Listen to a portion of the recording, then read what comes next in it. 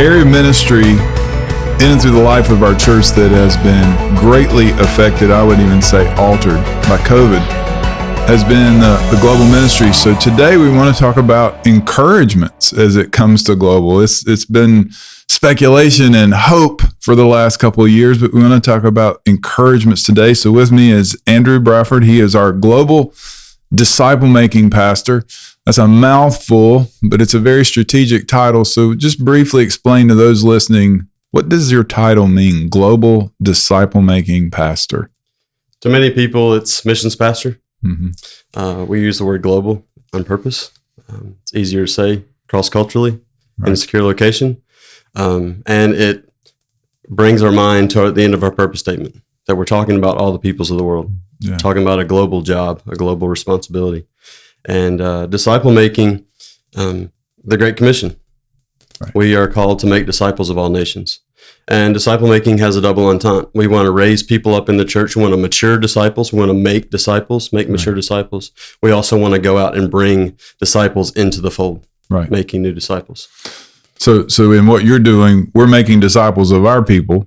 The goal is to make disciples where they are and ultimately to plant churches, which will replicate what we're doing. That's right. So it's much more than going on mission trips, and that's why we talk about strategy. We're glad that you're back in this role, Andrew, and it's obvious that you enjoy it. You've been a great source of encouragement just in how you've handled yourself over these last several months. So when the pandemic began, Scott Paulding was in this role, and Scott led a great effort to get us to praying for the unreached peoples and the workers.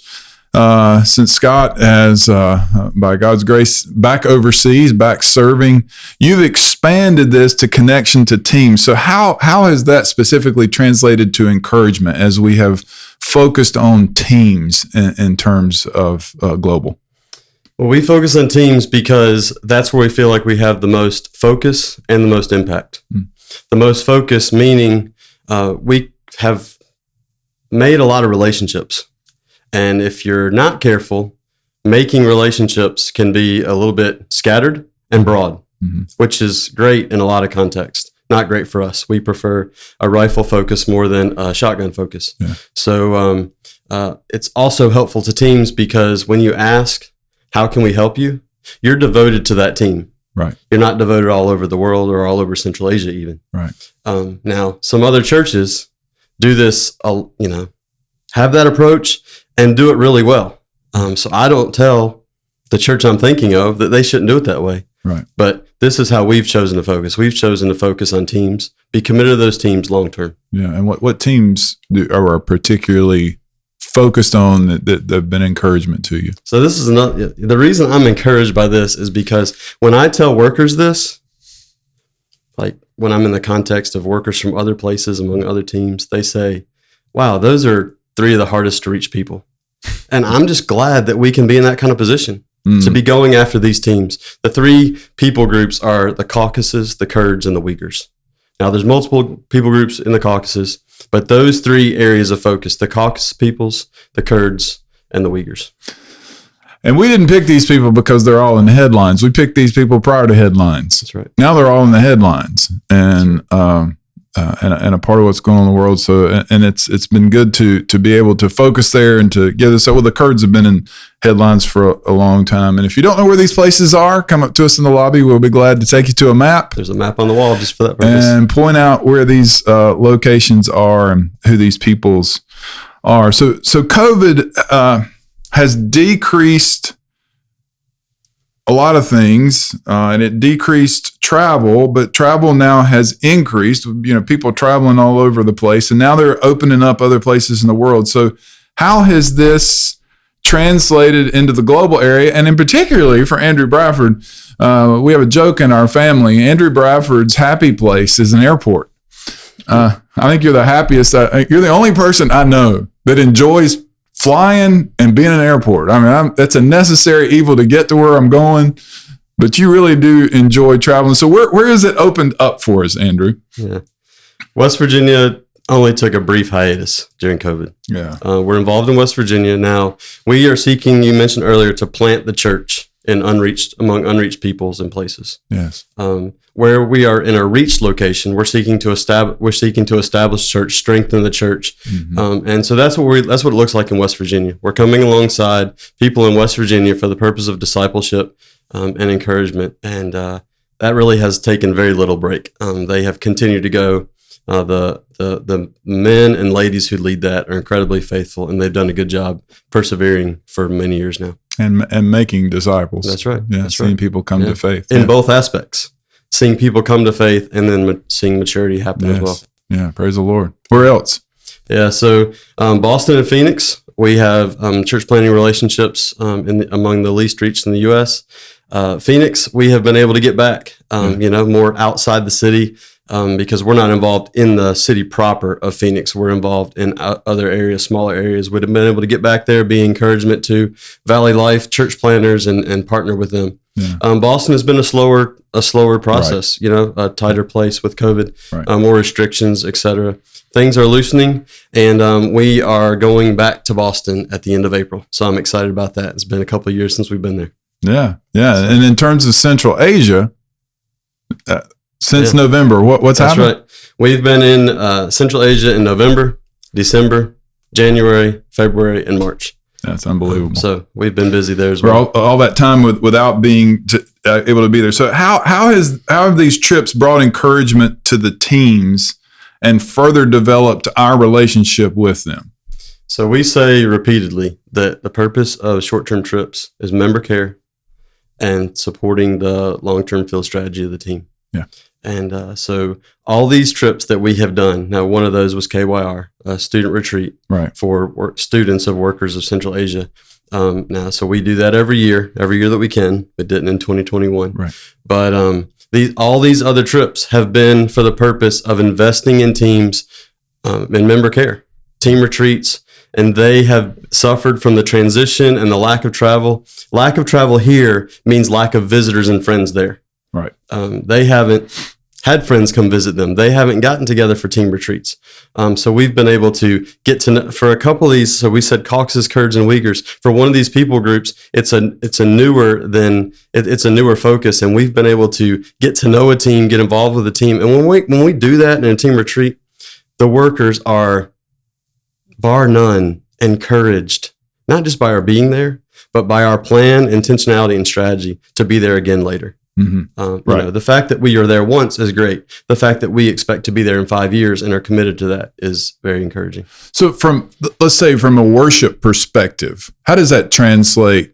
Worship, including the preaching, teaching of the word. How does that translate with repeated trips with a team? Yeah. Well, there's relationship. You're not starting over. Right. And it's something I heard just recently. We become one of them. We're holding the rope.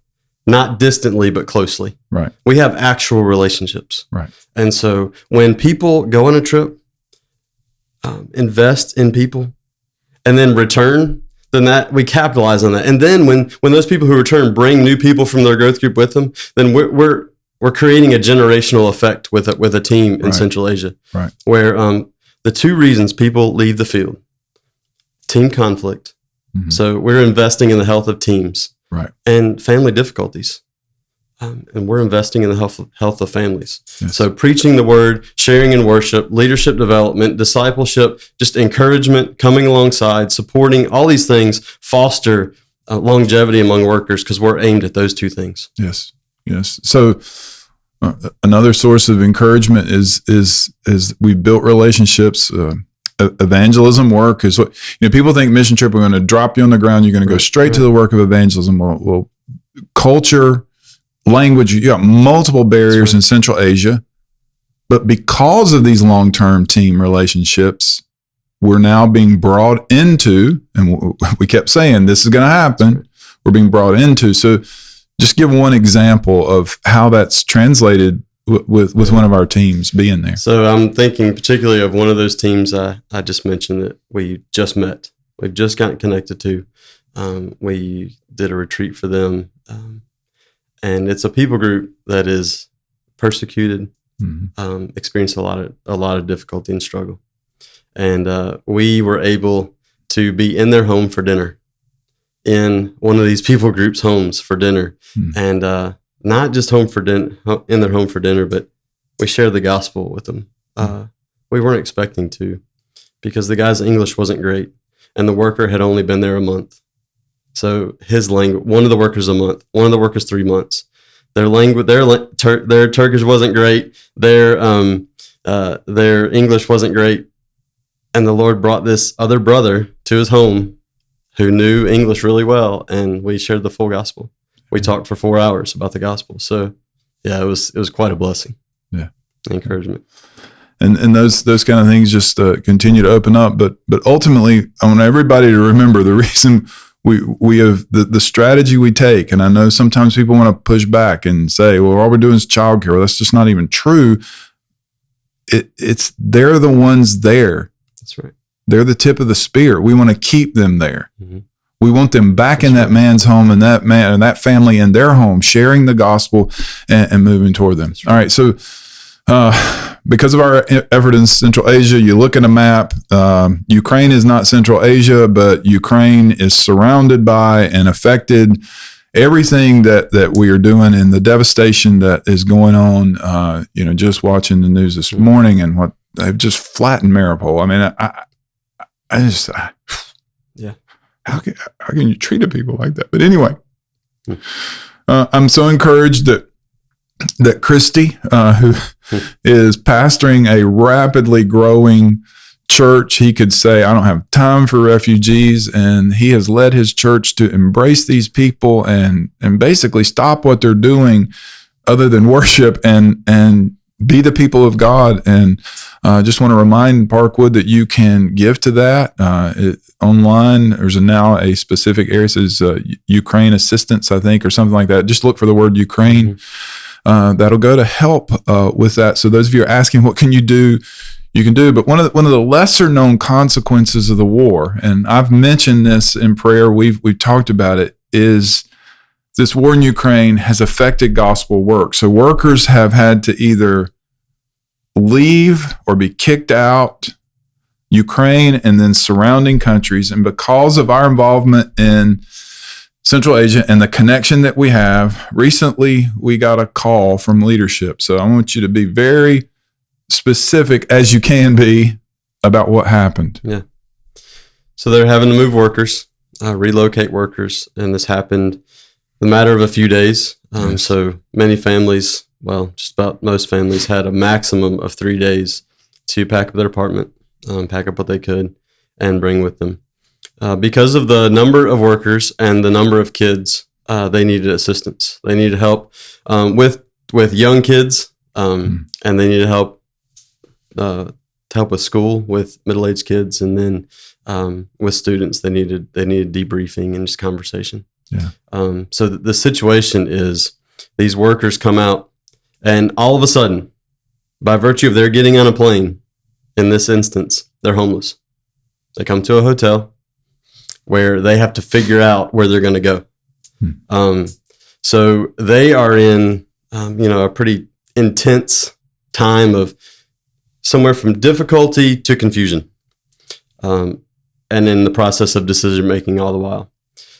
So we went as support, and they called us on a Monday morning. I got a call at 6:30 a.m. And they said, best case scenario, you are here by Friday, which means this is Monday morning and we leave Thursday afternoon. And by God's grace, 3 o'clock Monday afternoon, we had what they wanted. We had 8 people ready to go. We didn't even have an end date at that point. We had 8 people that would go and find out when they would come home. And so I'm grateful that we were able to be a support like that. We did childcare, but it's more than, I know of no workers, and it was just in a briefing this morning, I know of no workers there that are leaving the field in the midst of all this difficulty.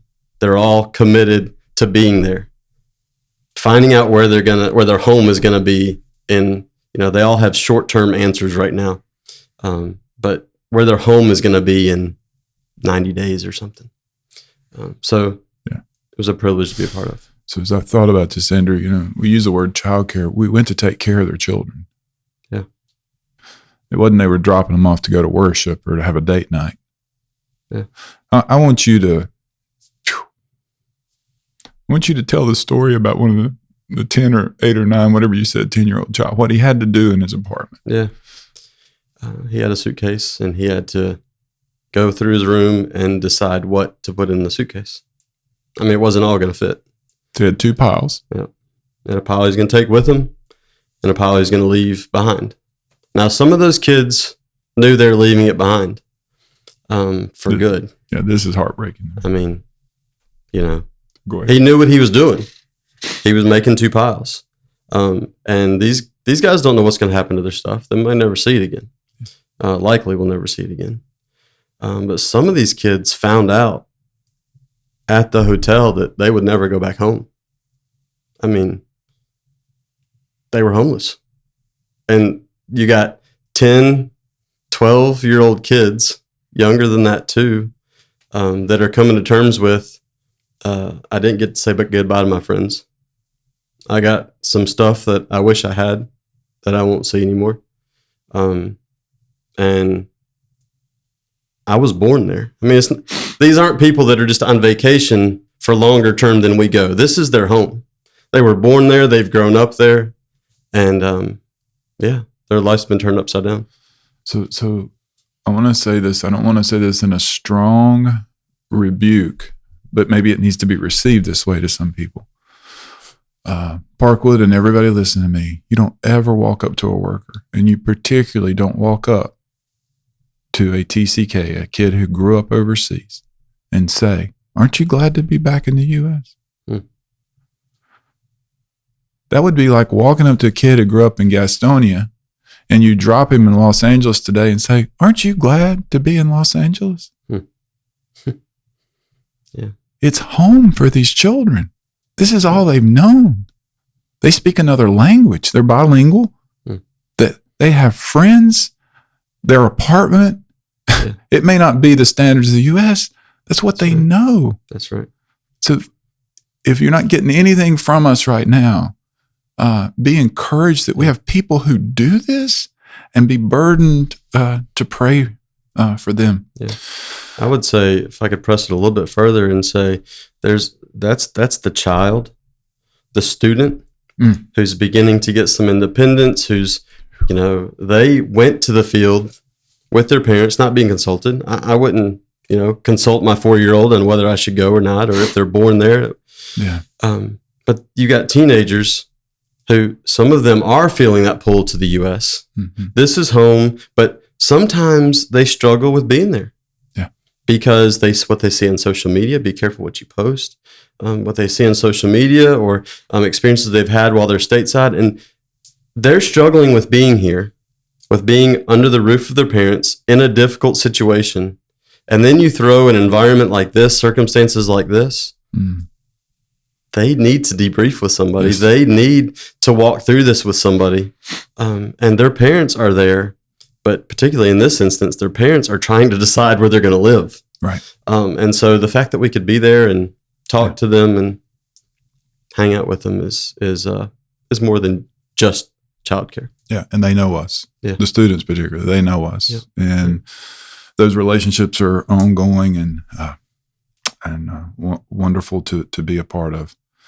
There are a lot of other things. We're going to have to do another podcast to talk more about other encouragements, because we could talk about what's been happening with refugees, the Haitian refugees here at church, and that's a conversation. That's probably an entire podcast. We can talk about those who are about to go from our church. Yeah. We got some people about to leave, right, midterm and long term, to take up this incredible weight that we're talking about here, but to do it with joy for the sake of the gospel. So one of the things that we've been burdened to, one of the other things that got lost in COVID was having a prayer group. How do you practice social distancing and get people in a room praying together? So we encouraged prayer multiple ways, but we're going to have our first night of prayer again. I'm excited about that. April 8th, 6:30 p.m. We're going to have childcare all the way through 5th grade. Now, those of you with children in that age group, you need to determine whether they need to be in this prayer meeting or not. Right. Sometimes you got to decide as a parent. They can pray too, and they can be a part. But you need to determine. And certainly, you encourage our students to be a part. But from a global perspective, we're going to have multiple areas of prayer. So give us a couple of things from a global perspective we're going to pray for. So we're going to pray for Central Asia. I mean, the stuff that we are talking about right now. Yes. We need to pray for these things. Yes. We're going to hear from the affinity leader of Central Asia, and he's going to tell us how we can be praying for Central Asia. And then the conflict, Russia, Ukraine, all that. Yeah. The displacement of workers, the continuation of gospel proclamation in the midst of this. Yes. We want to pray for these things. Yes. Yes. And we have specific workers there that were in Ukraine. They're not Central Asian workers. We'll hear from them. That's right. And how we can pray. Right. So these are going to be very specific things. Beyond that, it's April 8th. We're going to be praying for just Easter and all surrounded. You're going to hear more. You're hearing more about how we're equipping you to tell the story. It's not just we're going to tell the story. How do we tell the story? We'll talk about some of the people going as a part. Jackson, Sarah, Jacob, and Carmen. We're going to pray for these openings in our church, these places that we still need worship pastor and others. I think it'll be a tremendous night of encouragement to where we bring our burdens that we feel deeply and we still feel pain about, but we trust the Lord and we see how the Lord is worked and moves. So, Andrew, I look forward to hearing more of these things happening and transpiring around the world. Brothers and sisters, I just want to say, Andrew's talking about, we got these first level trips. You call them what? The very first mission trip. Global exposure trips. Global exposure trip. You need to get your feet on the ground, get your feet wet so that we can prepare you to be on this list to call. That's right. To go and to take in these moments. You need a passport and you need to keep it updated. Mine expired during COVID. So so that's probably happened to a lot of us. So let's make sure that we're prepared and ready to go. Now, Andrew, I wanted to ask you also, you're a serious reader. You read all the time. So what are you reading or getting ready to read that you think could be an encouragement and a help to the congregation? One of my favorite authors is D.A. Carson, and he wrote a book called Scandalous. So every year, I haven't read this yet. Every year leading up to Easter, I read a book in the area of Christology, the person of Christ.